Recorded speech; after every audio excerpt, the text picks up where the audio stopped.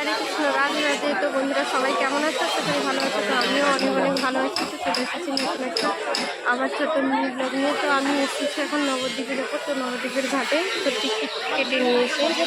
আর টিকিটটা দেখাও একটু, দেখো, দেখতে পাচ্ছি। তো বন্ধুরা দেখো, নবদ্বীপে যাব।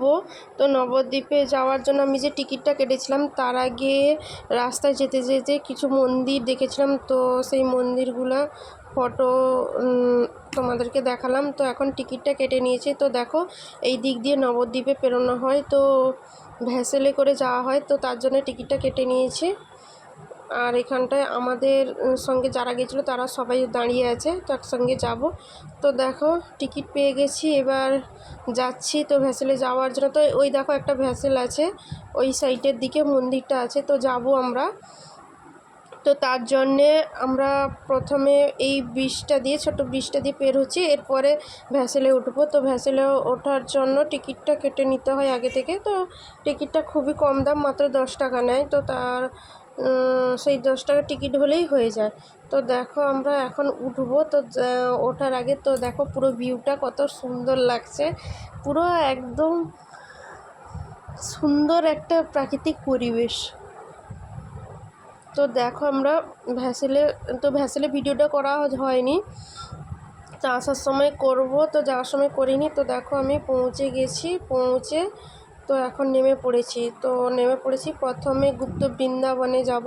তো কিছু কিছু জায়গা যেগুলো ভিডিও করা যায় ওইগুলো করেছি, আর যেগুলো করতে পারা যায়নি, যেখানটায় বাধা আছে তো ক্যামেরা বন্ধ, তো সেখানটায় করতে পারিনি। তো দেখো, এটা গুপ্ত বৃন্দাবন, এখানটায় বৃন্দাবন আছে। তো বৃন্দাবনে ছোট এই ভেতরে মন্দিরে কি কি আছে তো তোমরা দেখতে থাকো, আশা করি ভালো লাগবে। তো এখানে ভীষ্মদেবের সরসজ্জা। তো দেখো, এখানটার কিছু ফটো আছে।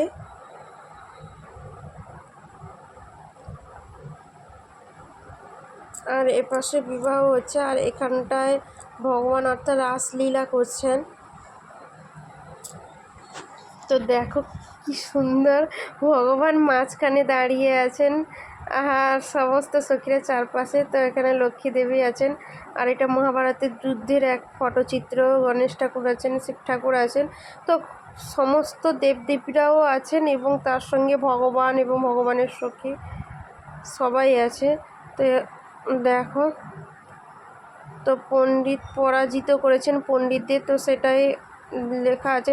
তো যে চিত্র বা আলেখ্য দেওয়া আছে ওপরে কি দেওয়া আছে কি, তো তা সেটা লেখা আছে, তো পুরোপুরিভাবে তোমরা বুঝতে পারবে। তো নিমাই ভগবান সন্ন্যাস গ্রহণ করেছিলেন, তার চিত্র।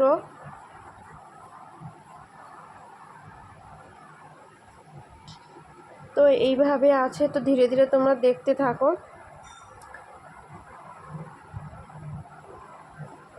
এরপরে আমরা পৌঁছে গেছি নিমাইয়ের জন্মস্থান। তো বাইরে কিছুটা করেছে, ভেতরে ফোন অ্যালাউ নেই। তো এটা দেখো নিম গাছ। আর এখানটায় হচ্ছে 60 ফুট মহাপ্রভু, গৌরাঙ্গ মহাপ্রভু। তো এখানে পাথরের ভেতর দিয়ে যেতে হয়, পাহাড়ের মধ্য দিয়ে। তো এগুলো সবই তৈরি করা। তো আমরা যাচ্ছি।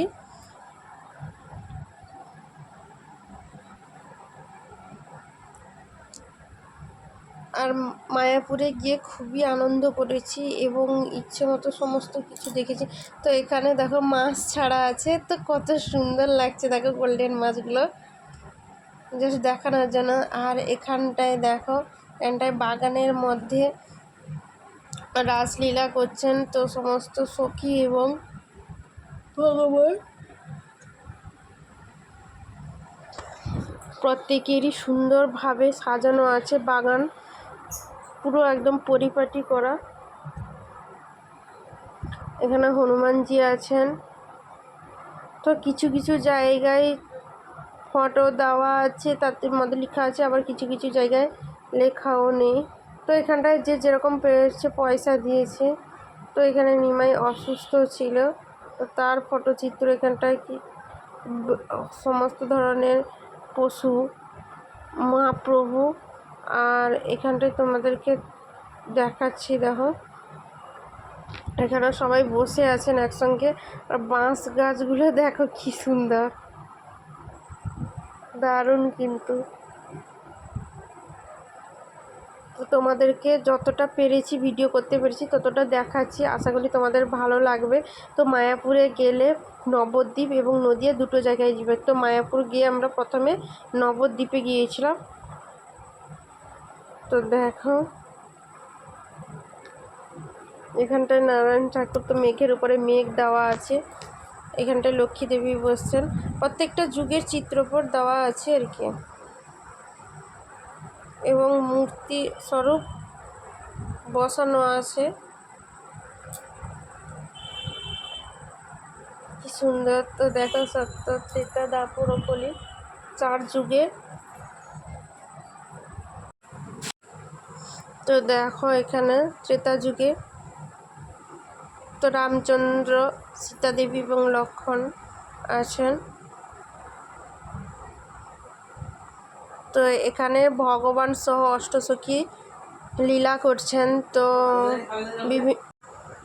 বিভিন্ন জন বিভিন্নভাবে অঙ্গভঙ্গি করছেন। তো এখানে গোপাল আছেন, তো আমি একটু দোলনাতে দুলিয়ে দিলাম, ভিডিও করতে বলছিলাম তো একটু ভিডিও করে দিচ্ছিল। কি সুন্দর ওখানটাই।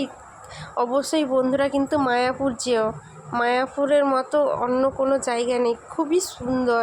এখানটায় মহাপ্রভু এবং তার পার্ষদ অর্থাৎ পঞ্চতত্ত্ব মহাপ্রভু আছেন, নিত্যানন্দ, অদ্বৈত, শ্রীবাস ঠাকুর এবং গদাধর। তো এখানে পুতনা বধ করছেন। তো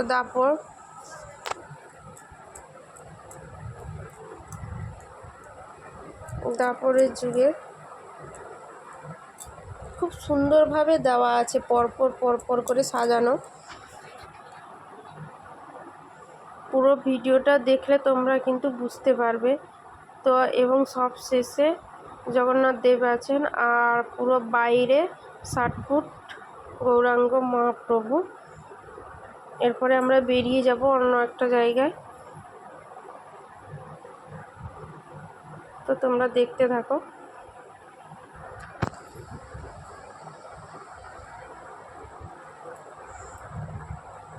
তো এখানটায় সোনার গৌরাঙ্গ ঠাকুর আছেন। তো দেখো বসছেন সোনার গৌরাঙ্গ সিংহাসনে। আর এখানটায় গোপাল ভাই আছেন, সচি দেবীও আছেন।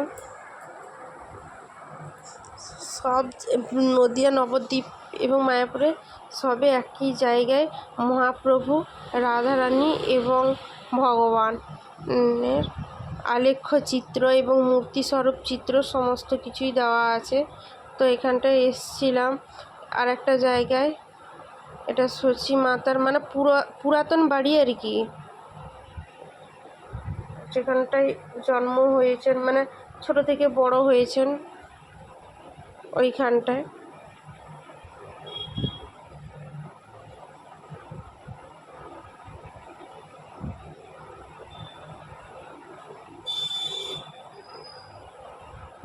সচি দেবীর নিবাস আর কি, পুরাতন বাড়ি, কিছুটা ধ্বংসাবশেষ হয়ে গেছে আর কিছুটা আছে। এরপরে আমরা ফিরে যাব। তো ফিরে যাওয়ার পথে আসার সময় তুলতে পারিনি, ফিরে যাওয়ার পথে তুলছি। তো এখানে যাওয়া আসা এই নবদ্বীপে ঘোরার জন্য 70 টাকা করে নিয়েছিল। তো 70 টাকা দিলেই পুরো জায়গাটাই, নবদ্বীপের পুরো জায়গায় ঘুরে আসবে আর কি। পুরো টোটো আছে, তো টোটোতে করে গেলেই সব জায়গায় ঘুরিয়ে নিয়ে আসবে, কোনো অসুবিধা নেই। তো দেখো গঙ্গা আর যমুনা দুটো নদী কিভাবে পাশাপাশি বয়ে চলেছে, অথচ দুটো নদী মিশছে না। এত সুন্দর, এত অপূর্ব দৃশ্য কখনো আমি দেখিনি। তো দেখো কত সুন্দর লাগছে, পুরো স্পষ্ট বোঝা যাচ্ছে।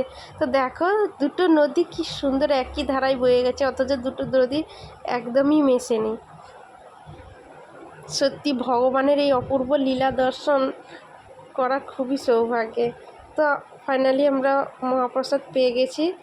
তো এখন বাড়ি যাব। টাটা, রাধে রাধে।